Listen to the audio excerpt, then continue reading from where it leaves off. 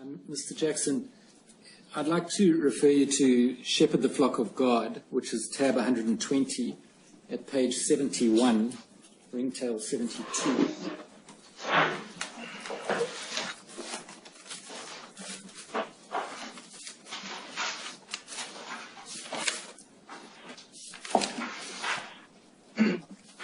Now, this is the manual for elders, and it's been applicable since, as I understand it, 2010. Is that right? This is, yes, that appears to be the case. And would it be the case that this manual came through the processes of the writing committee? This manual would have been prepared with the help of the service departments, and the service committee would have prepared this information. And yes, the writing committee wouldn't have needed to read everything and check to see it's scripturally applicable. Yes. And what I'm showing you page 71, but that's in chapter 5, which is headed Determining Whether a Judicial Committee Should Be Formed. And it starts out by setting out various wrongdoings, serious ones, including manslaughter, attempted suicide, premier, and so on. So that's the context. But you'll see at paragraph 37, it says, even though a Christian has been accused of wrongdoing serious enough to require judicial action, a judicial committee should not be formed unless the wrongdoing has been established, and the word established is in italics. So my question is, who is it who decides whether the wrongdoing has been established?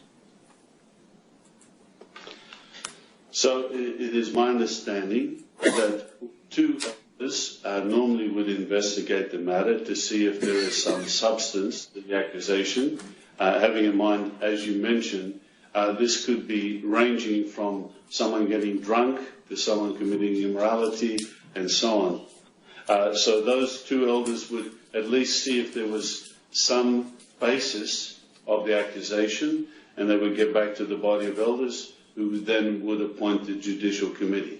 Yes. So then the question is it scripturally necessary that that role is performed by two elders as opposed to, for example, a woman appointed for them?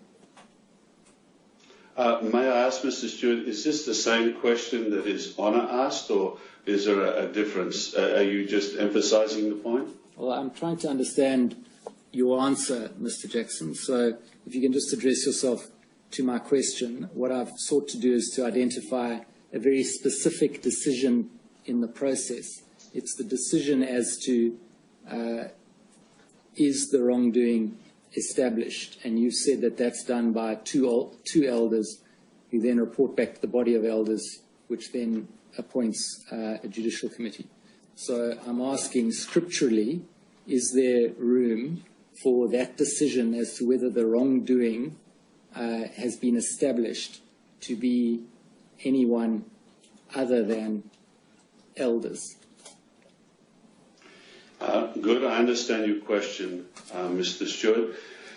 Could we take the case of where the two elders cannot speak to the victim, that perhaps they don't want to traumatize the victim, and maybe two women that are very close to the victim are able to speak to them? In a setting such as that, all the elders would have is the testimony of the two women with regard to the testimony of the victim. So in that way, the women are saying whether they feel that it's a valid case or not. So the answer to your question is, yes, women can be involved scripturally. But you know, Mr. Jackson, my question had nothing to do with involvement. It had to do with who makes the decision.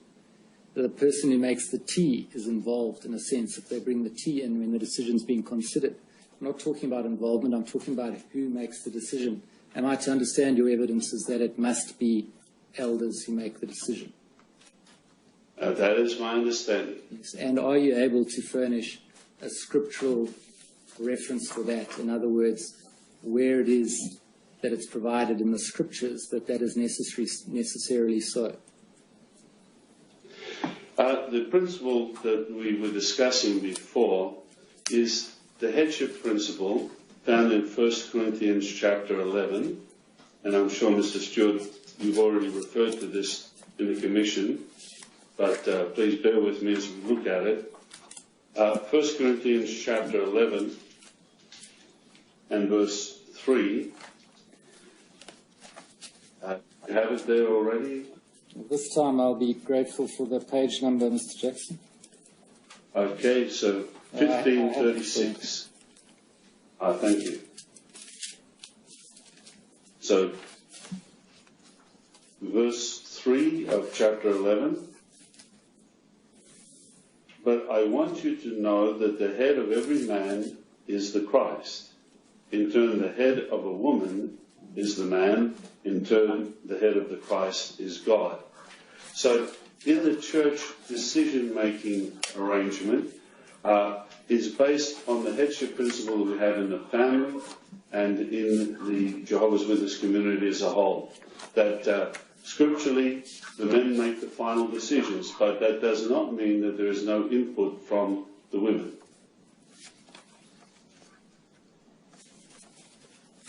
Yes, thank you, Mr. Jackson.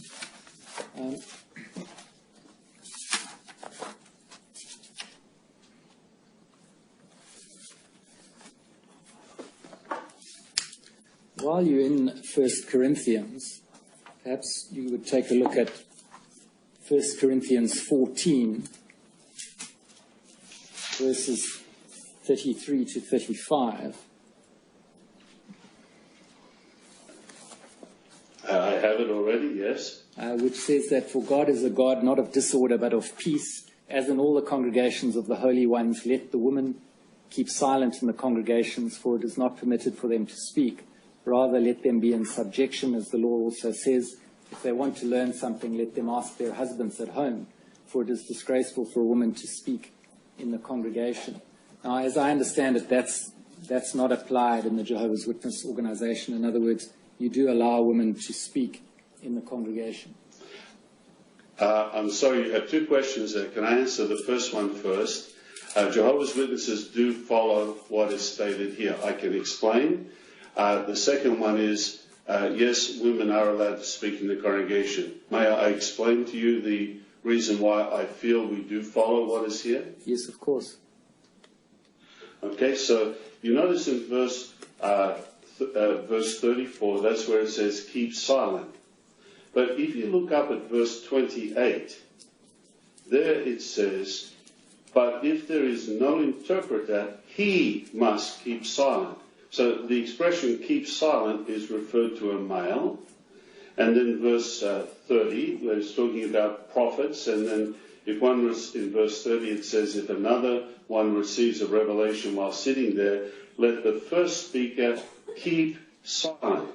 So this chapter is talking about orderly conduct in the church meetings or in the congregation meetings. So in verse 28, if someone starts speaking in another language but there's no interpreter, the scripture says, let him keep silent. Now, it appears that in the congregation there was a problem because some women were actually challenging, arguing, debating with the men who were taking the lead in giving teaching. Now, you may not feel that that is the case, but that's the context of what is said here. And in chapter 11, it refers to the fact that a woman could speak with a head covering. So I think a very literal interpretation of verse 34 and 35 is not appropriate in the context. Are you able to give an overarching explanation as to when it is that what is said in the Bible should be taken literally and when it should be given an expansive interpretation as in this instance? Very good. The answer is Jehovah's Witnesses, you see, it's not a matter of 7 men in the governing body taking one verse and saying, what do you think it means? What do you think it means? Jehovah's Witnesses try to use the Bible to explain itself.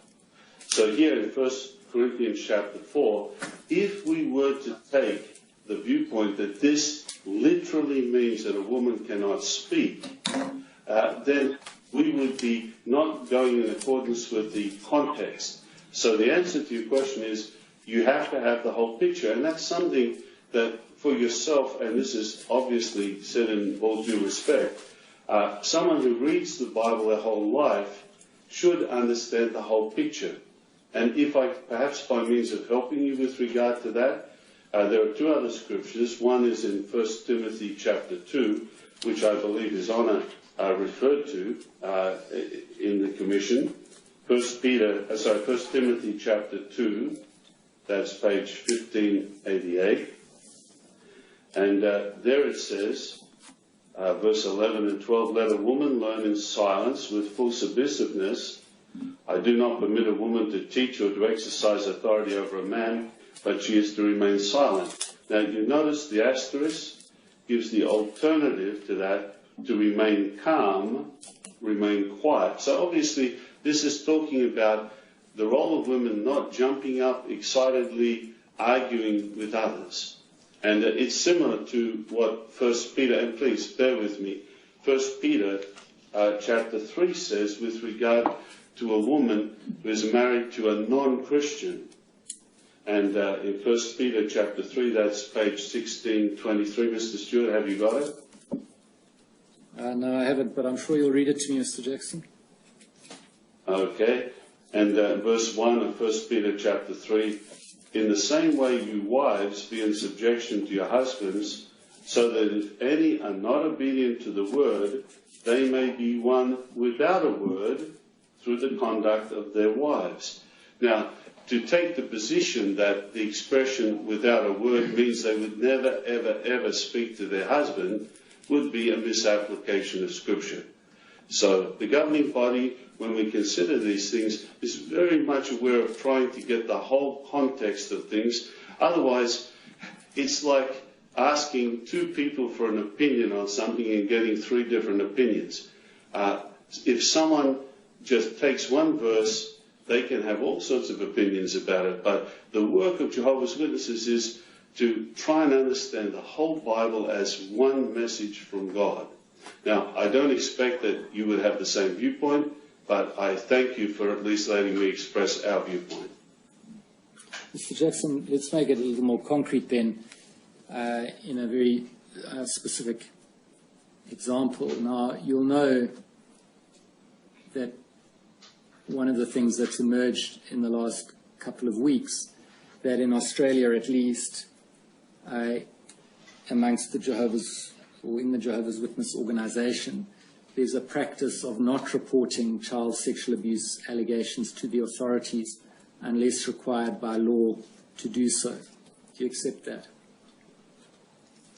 I'm not familiar with the statistics or the general practice, but I can tell you why there is a spiritual dilemma because of this question. Well, that's what I'm driving at. So perhaps you can address that question specifically, which is this: is there a scriptural basis to that policy being, or practice being, not to report child sexual abuse allegations to the authorities unless required by law to do so? Thank you for the opportunity to explain this. I think very clearly Mr. Toole pointed out that if the Australian government and all the states was to make mandatory reporting, it would make it so much easier for us. But the ethical, or the, let's say the spiritual dilemma that an elder has is to consider, how did he get the information that he has been told? Now, there's a scriptural principle in the book of Proverbs, chapter 25, and I'm not saying, Mr. Stewart, that any one of these principles takes precedent, but it is something that the elder would need to take into consideration. So Proverbs 25, verses 8 through 10. That's on page 905.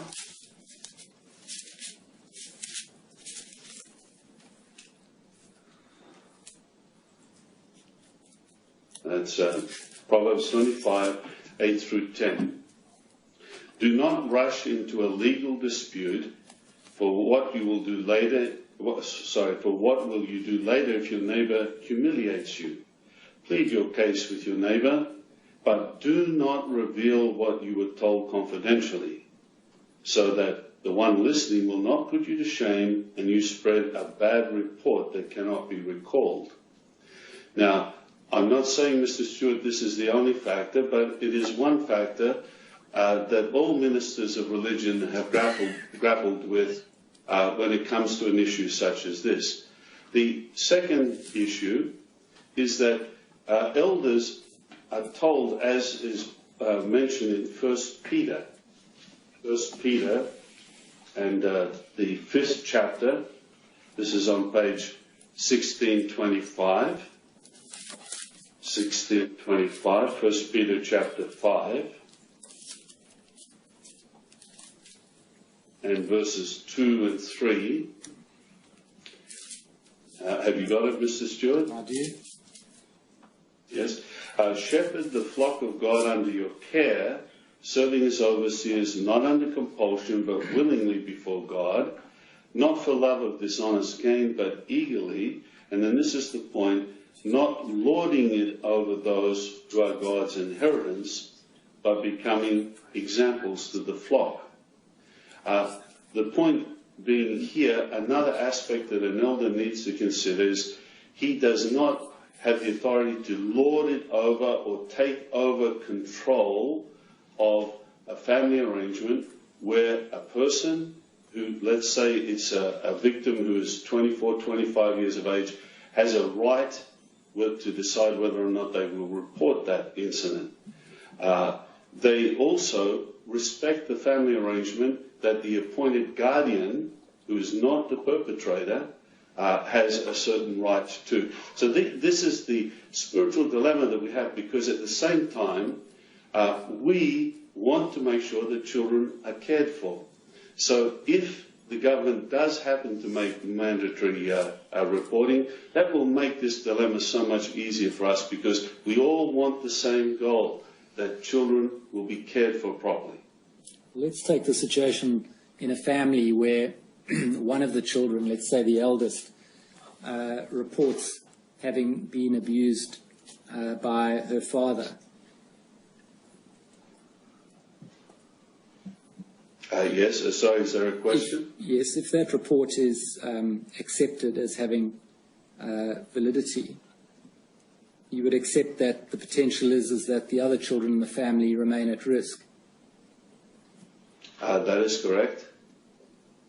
And by not reporting to the authorities, is the case not that the confidentiality of the one who reported is regarded as being more important than to protect those who are still at risk? No, Mr. Stewart, if I could just, what I'm trying to highlight is there are several factors that make it hard for a minister of religion to make a clear-cut or quick decision on this matter. Obviously, I think, again, what has been highlighted to the Commission, the elders should encourage the guardian of the child or whoever is in that family arrangement that is not the perpetrator to notify the authorities. Leaving aside the question of overriding mandatory law from the civil authorities, do you see the possibility within the scriptures, as you've identified them, for a change in the practice of Jehovah's Witnesses? In other words, would it be within the scriptures for the Jehovah's Witness organization to adopt a policy which says that in cases where there are others at risk, a report must be made to the authorities? That is a possible thing for us to consider, and I think already the assumption is there that if any elder was to see that there was some definite risk, that their conscience should move them to do that. But the point I was trying to make, Mr. Stewart, is there are other scriptural factors that maybe make that a little complicated, and it would certainly be a lot easier if we had mandatory laws on that. Now, turning to another aspect that we've dealt with, which is the question of the two-witness rule, you'll be aware that if there's no confession, then two witnesses to serious wrongdoing are required, or to two similar events of serious wrongdoing, in order that there is sufficient evidence to establish a judicial committee. Do you understand that? I do understand that. Is there a scriptural basis to that? The two-witness testimony, is that what you're asking, Mr. Stewart? That's right. Absolutely. If I could take you to the book of Matthew, chapter 18, Matthew 18, and that's on page 1330.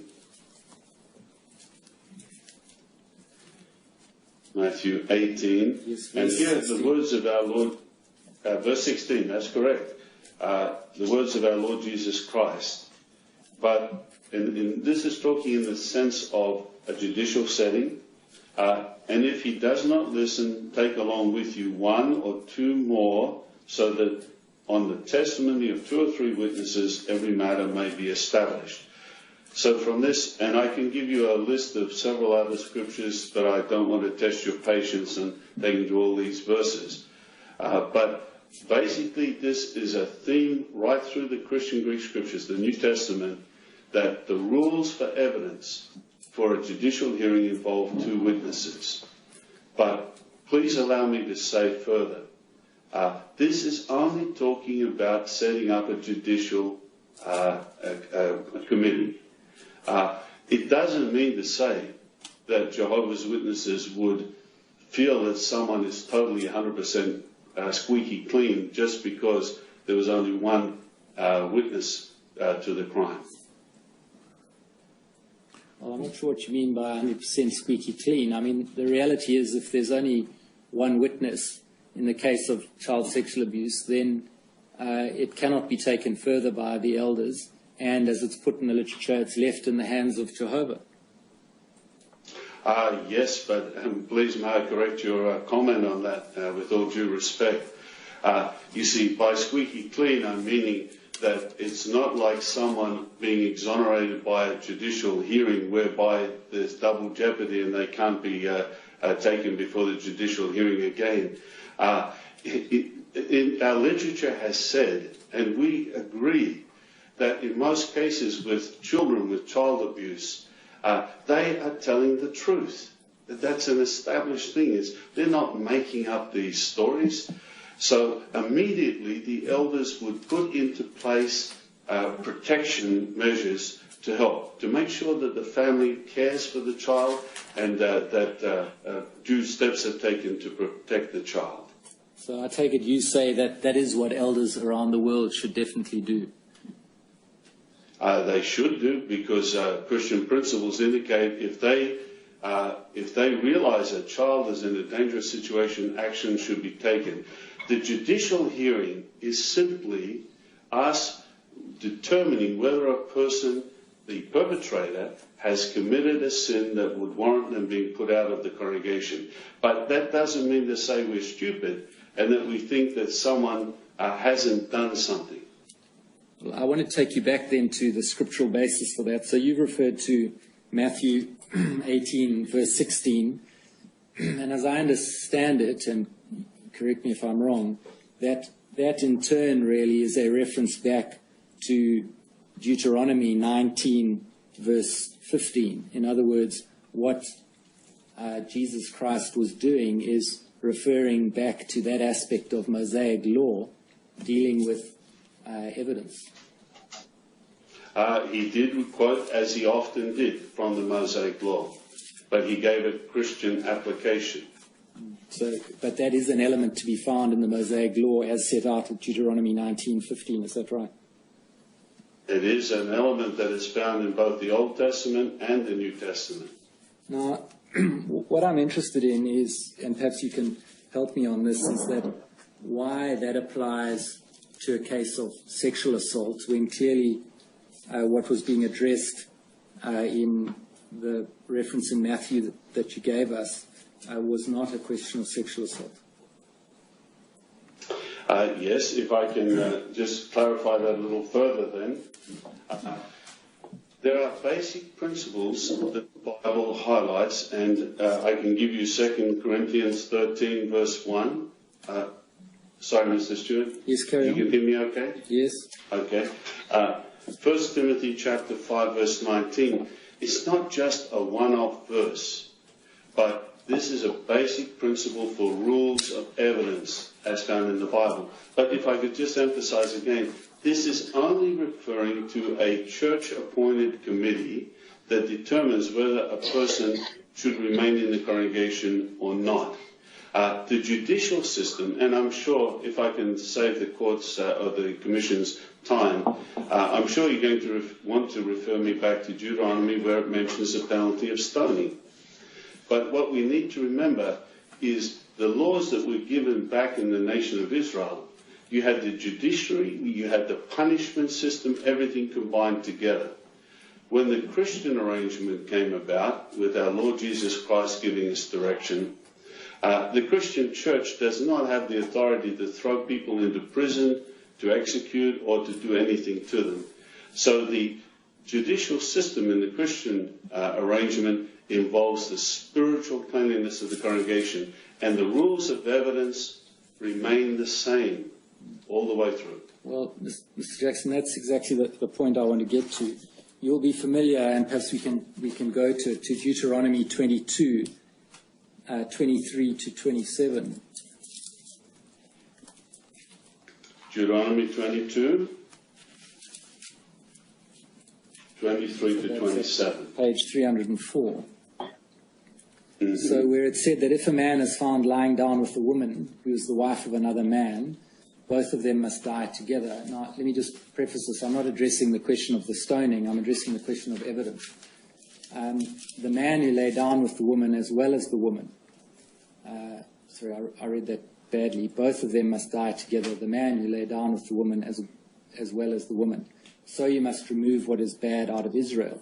Then it says, if a virgin is engaged to a man and another man happens to meet her in the city and lies down with her, you should bring them both out to the gate of that city and stone them to death. The girl, because she did not scream in the city, and the man, because he humiliated the wife of his fellow man. So you must remove what is evil from your midst. And then the next example is the one I'm particularly interested in. If, however, the man happened to meet the engaged girl in the field, and the man overpowered her and lay down with her, and the man who lay down with her is to die by himself, and you must do nothing to the girl. The girl has not committed a sin deserving of death. This case is the same as when a man attacks his fellow man and murders him. For he happened to meet her in the field, and the engaged girl screamed, but there was no one to rescue her. So the point of this last example is that there's no second witness, is there? Because the woman's in the field, she screamed, but there was no one to rescue her. Do you accept that? Could I explain, Mr. Stewart, that, you see, I think already under testimony, some of Jehovah's Witnesses have explained that the two witnesses needed can be, in some cases, the circumstances. I think, was it an example given? I'll come to that, Mr. Jackson. Okay, so we'll get through this a lot quicker and easier if we just address it one step at a time. So, okay. the present step, so the answer to your question? The present step is this, is that in that example you accept it's a case where there was no other witness beyond the woman herself. There was no other witness except the woman herself, but added to that were the circumstances. Yes, well, the circumstances were that she was raped in the field. Mm-hmm. Yes, but they were circumstances. And it was sufficient, there being only one witness, it was nevertheless sufficient for the conclusion that the man should be stoned to death. Mm-hmm. Yes. Now, is it... I think we're agreeing on the point. Yes, is it not the case that had Jesus been asked about a case of sexual abuse, he may have referred back to this part of Deuteronomy and said that it's not required to have two witnesses. I certainly would like to ask Jesus that, and I can't at the moment. I hope to in the future. But that's a hypothetical question which if we had an answer, then we could support what you said. Well, it's hypothetical in a sense, but really what I'm driving at is the scriptural basis, and you the scholar, I'm not, is the scriptural basis to the two-witness rule really so solid, or is there not space for your governing body to recognize that in cases of sexual abuse, it need not apply? Again, if I could just mention the fact that we've already acknowledged that circumstances can also be one of the witnesses. Well, I'll come to that, but my question is a different one. It's whether the scriptural basis to the two-witness rule in relation to cases of sexual abuse has a proper foundation. We believe it does because of the number of times that principle is emphasized in the scriptures. Now, you'll be aware, of course, in the case of adultery, so long as there are two witnesses to the circumstances of opportunity, that will be sufficient. Yes. So, in other words, there needn't be two witnesses to the act of adultery itself, but only to the circumstances of opportunity. Sorry, you would need to walk me through that a little further. Well, I'm not quite sure. I was trying to do it by a shortcut, but I'll take you to the document. It's in the same Shepherd the Flock book, which is tab 120 at page 61.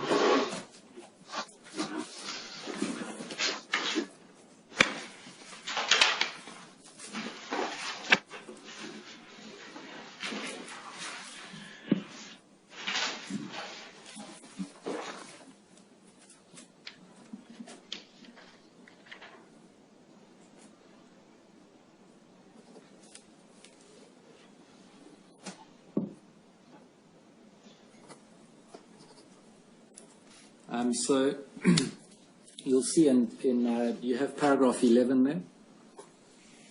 Paragraph, yes, I do. So this is also in the chapter dealing with determining whether a judicial committee should be formed. On the subject of evidence testified to by at least two witnesses that the accused stayed all night in the same house with a person of the opposite sex or in the same house with a known homosexual under improper circumstances. That's the heading. And then it goes on to say elders should use good judgment in assessing the situation before forming a judicial committee. And in the second dot point, it says if there are no extenuating circumstances, the judicial committee would be formed on the basis of strong circumstantial evidence of porneia.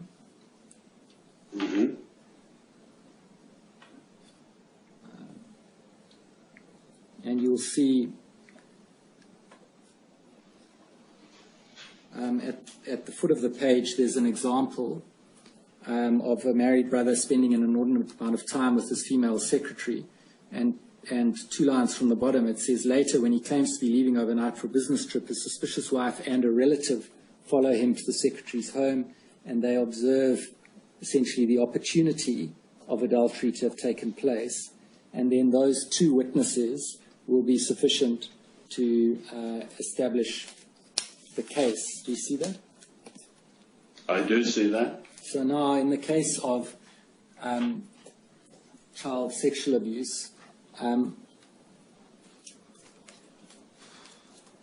it should be, should it not, that a witness to an opportunity for the sexual abuse to have taken place would be the sufficient second witness. Yes, if there is no what does it say here? Extenuating circumstances. Under improper circumstances. Yeah. So a second witness to circumstantial or corroborating evidence would be sufficient to fulfill the second witness requirement. That's a very large question, and I think it's something that we would need to consider carefully. Yes, well, it's just important as to whether the second witness has to be a witness to the abuse itself, or to what extent it can be, he or she can be a witness to circumstantial or corroborating evidence. So let me use an example. What about the trauma, evident trauma of the survivor? Would that be able to be taken into account as corroborating evidence? Yes, it would need to be taken into account. And if I could mention, Mr. Stewart, these are the things that we're interested in following up on after the Royal Commission, just to make sure that everything is in place, because certainly these are the things we're interested in. Yes, but you'll understand, Mr. Jackson, what we're interested in is how much room you have to move, as it were, to what extent you're bound by the scriptures and to what extent you have flexibility to change your processes. That's right. Well, may I mention... Oh, sorry. I'm sorry. I was going to say to His Honour, would that be a convenient time for a lunch adjournment? Well, Mr. Jackson, what did you want to say? I was just going to say I thought that had already been established in the hearings, but if not, certainly that's something that we need to follow up on. Very well. Mr. Jackson, it's appropriate that we now take a break for lunch here. We'll come back at 2 o'clock Sydney time.